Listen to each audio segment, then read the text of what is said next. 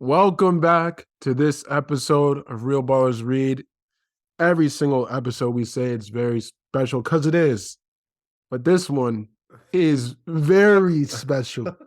I mean, very, very special because we are celebrating the release of my brother's first book. Y'all, this joint is crazy. I just finished reading it a couple hours ago. It's special, and we are going to be talking about it in full. Jan, how are you doing? I'm great, man. Thank you.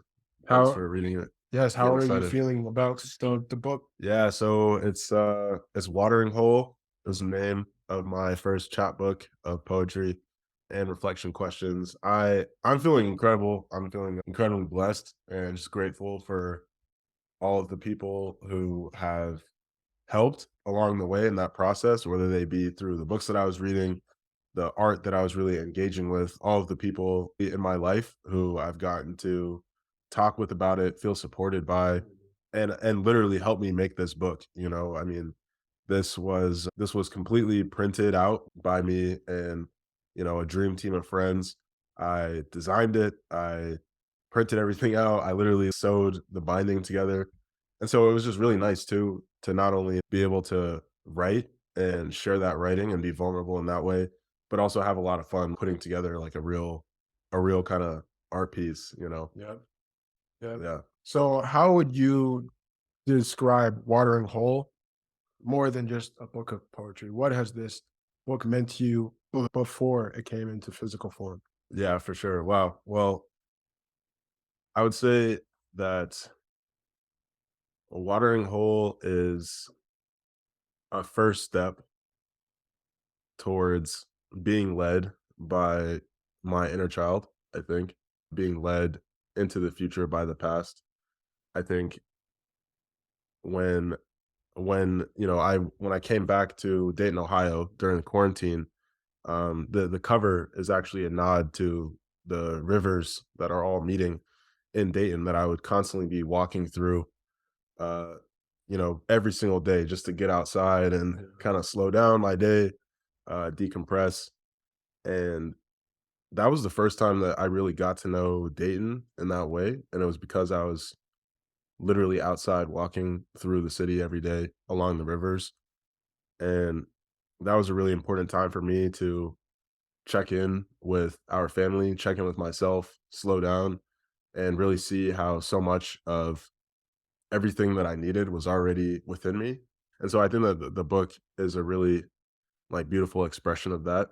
Just how even with all of our goals of writing lots of books and having them published and creating art with our friends and everything, there was more than enough that we had just in terms of all of our friends and our conversations and everything that we've thought about for putting something out in the world that I could be, like proud of really and share with other people in a way that could bring us together in community.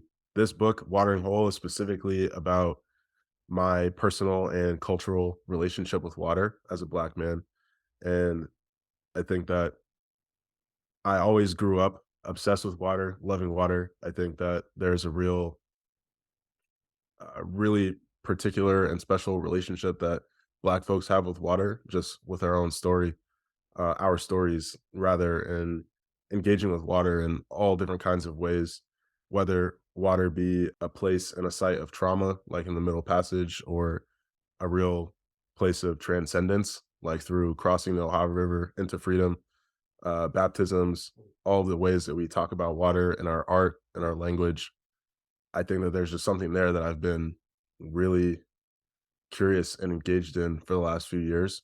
And I wanted to share this book just to contribute more to all of the beautiful black art that I'm constantly engaging with and surrounded by, but specifically naming that appreciation for water and just that relationship that we have always had with water, but can continue to appreciate and really kind of celebrate in new ways. And when you talk about that inner child, tell us about the first real important interaction that you had with water. Mm. Well, I would say my earliest memory was being at Monterey Bay with you and our parents and grandparents. I remember being held by our grandfather, and really, we were smiling for the photos, but I'm looking behind me out to all this water. I'm just like, wow, like I don't know really recognized if I really recognized, what it was, but at the same time, it was just such an intuitive attraction and intuitive connection.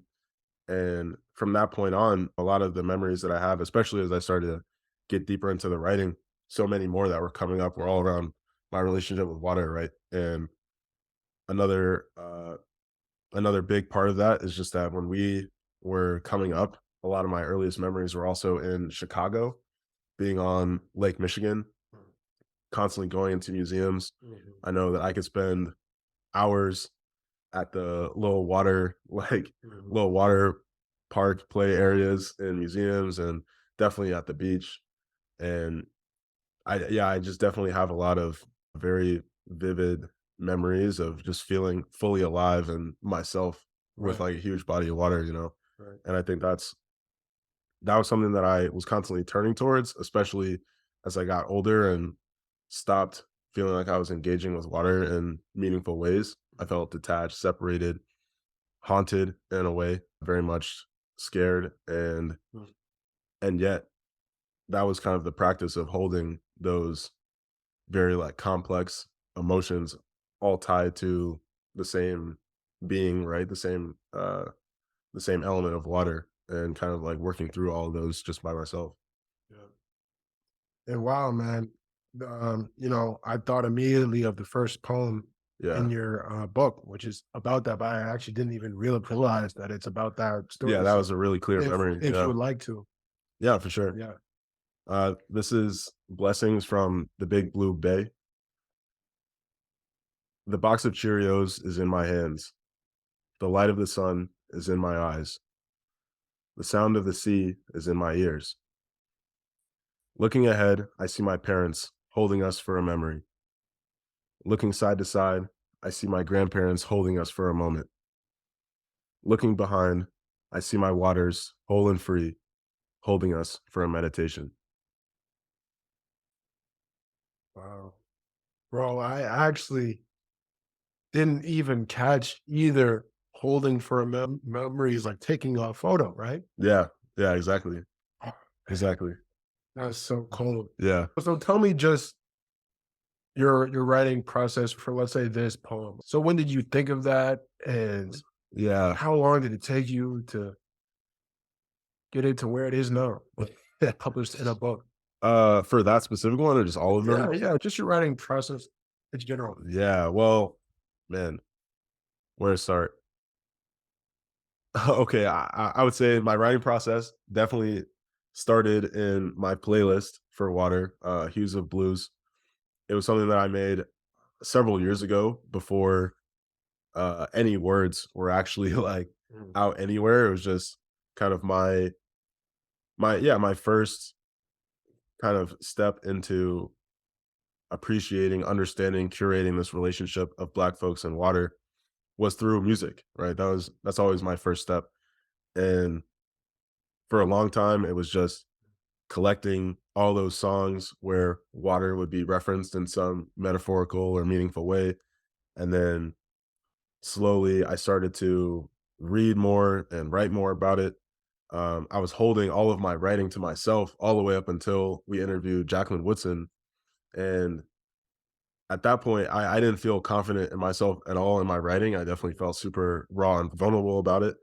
But Jacqueline Woodson was actually the first person that I shared my writing with. And while she was super excited about like the ideas themselves, just like my writing itself wasn't there yet. right. And I really appreciate and forever I'm grateful for her for being honest in that kind of feedback, just being like, hey, like your writing is way too academic. You gotta think about your audience, you gotta slow down, you Mm, gotta read more of those writers who really speak to you. And she gave me a great list of people to follow up with and really engage with their work. And so it was really once I got that kind of reality check from her that I mhm. started to say, hey, you know what? Let me just put myself out there and share more of my writing with my friends and loved ones and people that I trust.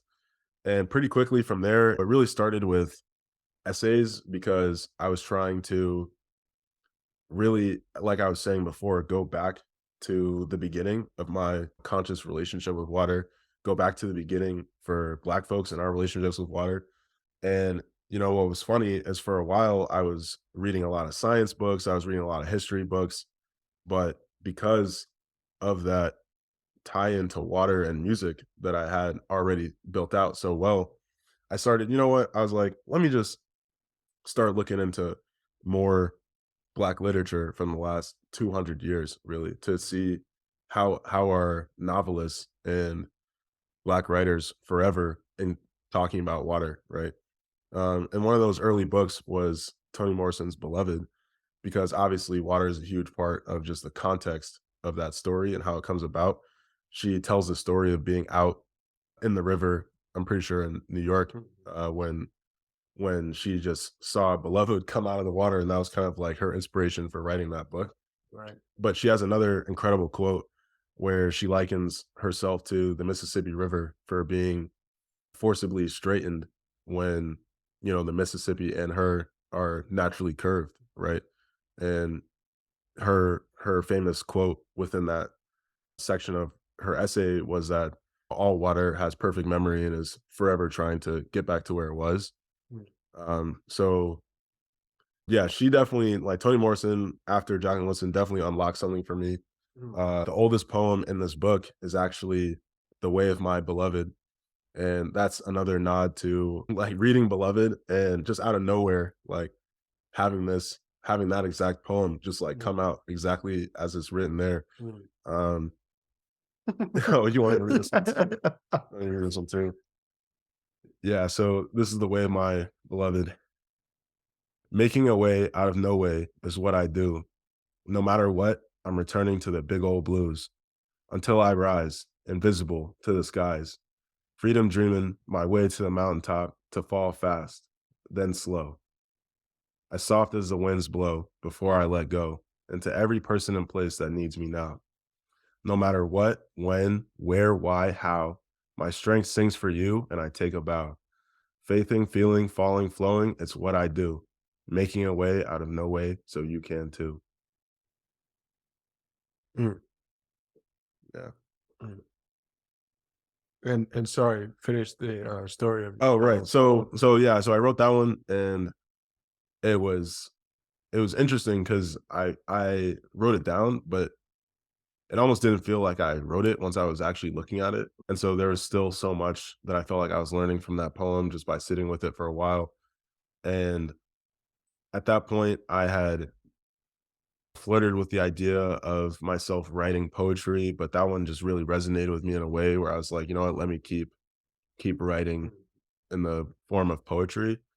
And that's kind of what led to everything else. I mean, I had already been thinking about water for literally like five, Right. 6 years when it comes to environmental justice, when it comes Mm. to technology and how we dominate and control water through dams and pipes and everything. I was thinking about water through art, as we'd already been talking about with music. Mhm. So yeah, I think I just got to the point where once they started coming, they just started coming like faster and faster, and I was just getting better at writing them down as I was thinking Wow. about them. Wow. Yeah. And it's so funny the way I see it because water, in a sense, is the most poetic element, right? It's the For most sure. poetic thing. And it's so funny how that poetry emerged and flowed just as the way that you're saying. So, Yeah. what is that relationship that you see between water and poetry?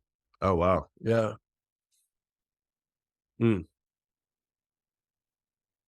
Well, the first thing that comes to mind is this Ovid line. Mm. Ovid is a Roman poet who said, "Gutta cavat lapidum," right? Which is Latin for the water. Water hollows the stone, not by force, but by following consistently, right? And if you just imagine how water works, right? Consistently dropping or flowing and very much shaping the environments that they engage with just by doing their thing. I think that there's so much beauty and power in the subtlety of water and water's strength where and and now I'm thinking of another incredible like philosopher, poet, inspiration for me, Bruce Lee, right, who was constantly thinking about how water is at once soft and incredibly strong, right, being able to Mm. wear down all of these monuments of stone just by right falling consistently. Right. And I think with poetry in particular being usually relatively short in terms of the form for words, it's kind of like every poem in there is like a single drop, right? But each one of those drops adds up to a lot over the course of a long time, right? And I think that's something else that I've started to appreciate about water is just how water is patient because it is so strong, and water is so strong because they're patient too, right? And so I think that there's definitely, when you talk about the patience of poetry, to really slow down and appreciate each drop in each poem, right? To really slow down and think about how you feel while you're reading through through a book of poetry. Mm. There's a lot of overlaps there. So that's what I'll say to start. Wow. Yeah, and that goes right in with, I think, your whole journey writing about water is a story of patience, right? Like, just you're saying with the Jacqueline Woodson story, that your writing then to now is like gotten so much stronger. And that was because you were willing to be humbled and willing to be patient and let all this poetry flow. You know what I'm Wow. saying? Yeah, So I appreciate that, bro. um Yeah, my writing was trash. it was not It trash. was the trash. No, It it was wasn't. not it where The way coming out of school? Yeah, exactly. Coming out of school, Yeah. we're very well trained at the academic, the Mm. detached, the serious, the heavy. Right. Um, and there's nothing necessarily wrong with those things. They're just not great at reading. You know what I'm saying? Like people don't really enjoy Yep. reading academic work. And you know what too? Like it's not like I ever really wanted to be writing that way. We were very well trained at it. Yep. And in a way, it was kind of like Woodson and everyone that I was reading, and definitely once I started sharing more of my writing, the support that I was getting from friends and family, it's kind of like constant permission to just be who I naturally am, right? And who I naturally want to be and how I want to play and take risks and create. Because right, I think I definitely went into that first sharing of my writing with Jacqueline Woodson with a lot of urgency, treating her like another professor where I could just write some last minute BS BS type piece and it was gonna get me like that A minus or B plus. Mhm. And this is not at all how it works. You know what I'm saying? Right. Like I feel like once I got that feedback and she's just saying, not yet, be patient, slow down, pay more attention to the craft. Right. That just gave me permission to really kind of just flow into it, as you said. Well, and what do you think? What happens, man, when we start to think differently about water? When we change our relationship to water? It's Oh such a man. deep question. Yeah, I that is. know, That's a but lot. I mean a lot. Well, for one thing, mm, something that I'm really sensitive of and I'm still trying to learn is not referring to water as an it.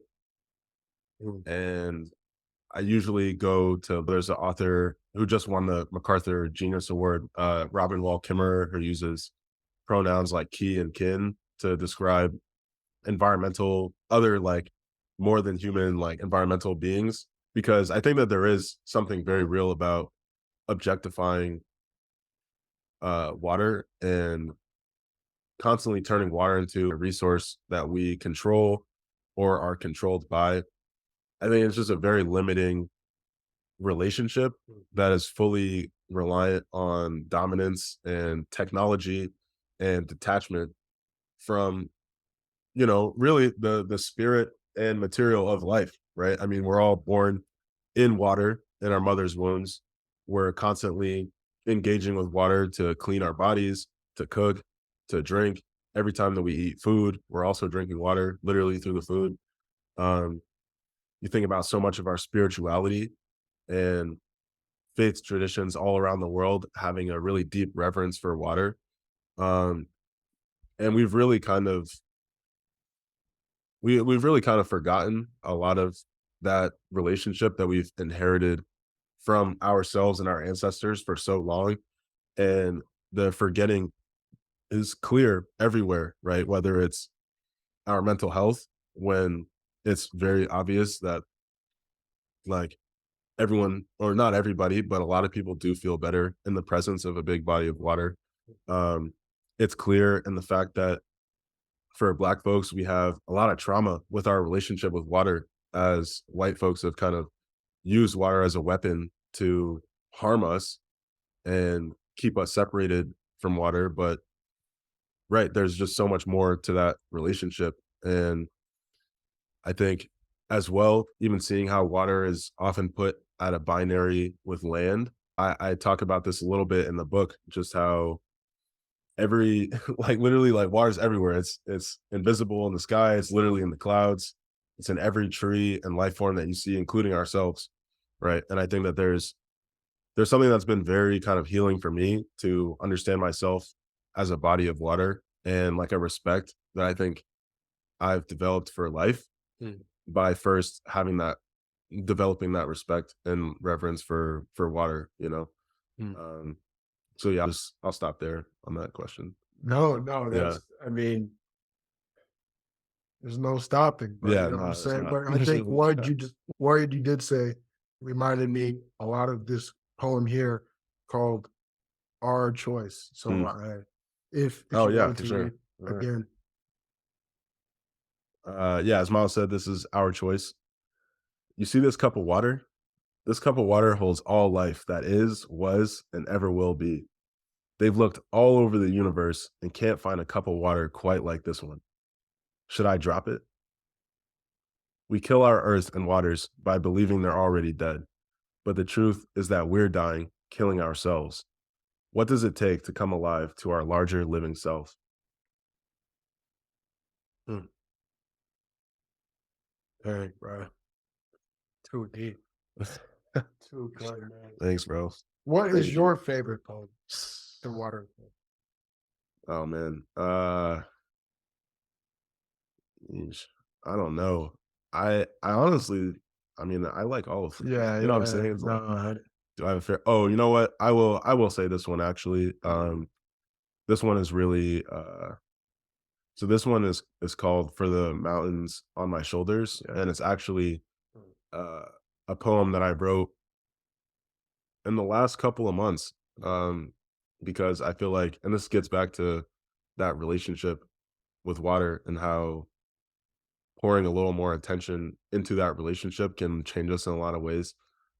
Because for so long, I was very self-conscious and ashamed of my scars. I have a lot of scars on my shoulders and chest.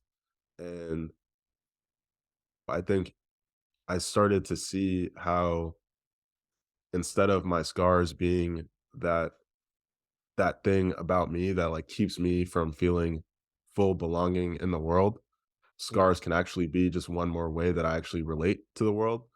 And I just mm, think about, mm, the pollution, the real chemical and like trash pollution of our bodies of water, and see how, regardless of however pure or pristine water is or is not, we can appreciate water and ourselves as sacred beings, right? And really kind of appreciate us just for how we are right now, scars and all, right? And so this was one that actually really surprised me that I like even thought of and wrote. But yeah, I'll just start it now. So for the mountains on my shoulders, how we might surprise our scars by adorning them in gold after scorning and mourning them for so long, ashamed, because it's by seeing our scars for who they are, healers, defenders, doorways of perception and possibilities greater than we can imagine. Scars, the stars that shine through the cracks so that we may be reborn. Scars, the solidarities of skin that deepen our bond with life's liquidity, the waters that are the gods that are change. Scars, the screams of a body that was torn from herself. I want to remain whole. I need to remain whole. The difference between scared and scarred depends on where you are. The difference between scared and sacred depends on where you see.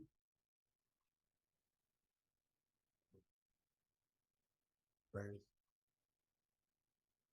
Yeah. Um, so yeah, man, this is just such an incredible project. And I don't know if you can see it on the camera, but it's a little holographic here. Kind of looks like water itself.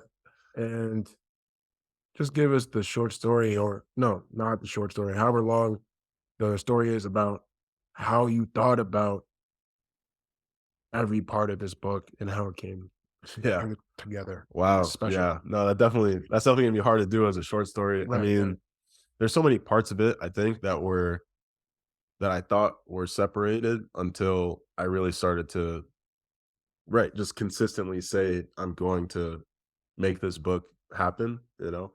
Um, but for example, as I mentioned before, the cover is the confluence of 5 rivers in Dayton, Ohio. And this is, I thought, a really cool nod, not only to that place and that connection that I have to Dayton, Ohio, but to that moment in time when I really started to, right, just sit in a lot of those raw emotions and fears and doubts and dreams just all around my relationship with water as a Black person. And what's super cool actually is that some of our podcast guests, Derek and Ramunda Young, from Mahogany Books, they introduced me and you to Trey Seals when Crazy. yeah, exactly, when we were at Mahogany Books. Yeah. And so, for everyone who doesn't know, Trey Seals is the founder of Vocal Type Co. He's a typeface designer. He's incredible. He's like internationally known Beast. Black designer. Yes. You gotta check him out at vocaltype.co. I'm pretty sure. Mhm. Yeah. Um, but he was hilarious because he's talking about his love of font design, Right. and I'm just like, wow, I've never really thought about font before, but everything that he's saying is so facts. He's like, yeah, font, just like all other kinds of design, are usually by and for white folks. And, there's a real diversity issue, especially when it comes to Black people being able to tell their own stories through that subtle design as font. And what was hilarious, he's pointing out books like, "Oh, yeah, you see that book right there? Like, that's my font. That's my font. Yeah. There's Marsha right there, named after Marsha P. Johnson," you know? Like, I just thought that was so cool, right? And, Right. part of his story too is that when he was younger, he just decided, "I'm gonna become Yeah. an internationally known, uh, designer, font designer Yeah. by the time I'm 25." And he did it. He literally just decided it, and then he did it. And I was like, "You know what, Trey? You've inspired me so much. Like, I'll tell you right now that when I come out with my first book, I'm gonna be using your fonts." Yeah. And so I turned the river on the page into a kind of like a Dayton, Ohio rivers and Harriet font type combo, right? Where I used his font called Harriet, which is a nod to the tradition of showway quilts in the Underground Railroad. Waters are very much showing the way for me, and they can for all of us, especially given that our relationship with water is so, right. It's so primary to just our ability to do anything else and live, right? Um, and I also used his font Bayard, which is honoring Bayard Rustin, the civil rights leader.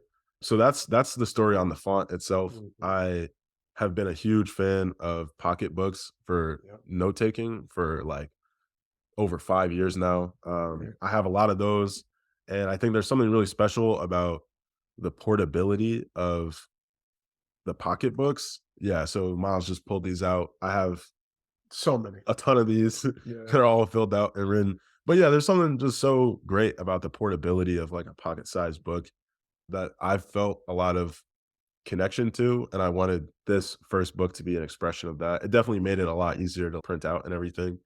But I would say the next thing for sure is that one of my coworkers and friends, Noah Martin, he owns his own print shop and publishing company, and he's been nerding out about paper forever, right? And Mhm. so I knew that when it was time for me to start really taking this process of putting the book together seriously, I had to ask him for all his help. And I literally would not have been able to do this without him Yeah. because it can be very overwhelming to start this process by yourself.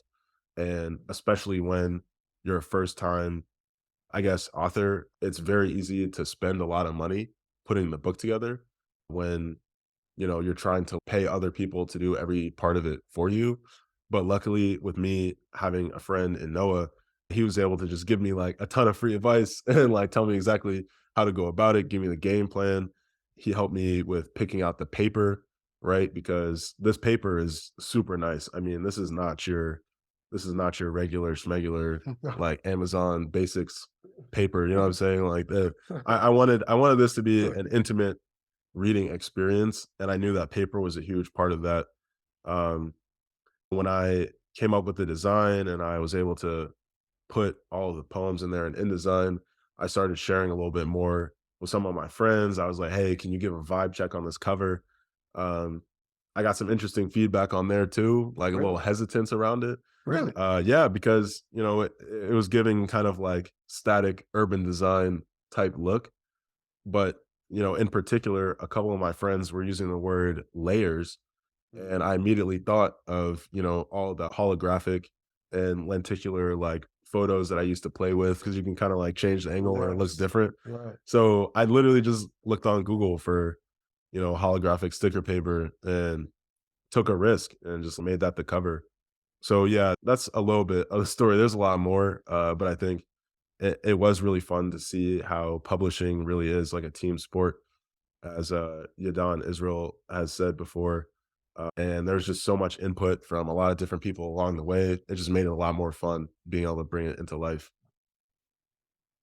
And man, like reading the finished product and project is special, bro. I think, right, reading at its best is intimate, it makes you think, it's approachable, and it's rereadable, and you want to reread it to experience what it felt like. And I think it's so beautiful that you talk about the impact of music too, because I think we talk about this a lot, how these different media forms work. Yeah, And when reading and poetry works like music, when you want to listen to it over again yeah, and over yeah, again is when it really gets yeah. its Music has beauty. crazy replayability, right? And it Exactly. really only gets more important the more And you that's what listen to this it. is. It is a playlist, right, of poetry that you curated. And dog, I Yeah. just this is my favorite book of 2022. I'm so Wow, excited to dang, see. bro. It's not even my It's favorite not book even choice. close, though. It's not even close. It's literally so good. And yeah, I'm just so excited and proud and happy for you, bro. Yeah, thank you, G. Yeah, I really This is appreciate that.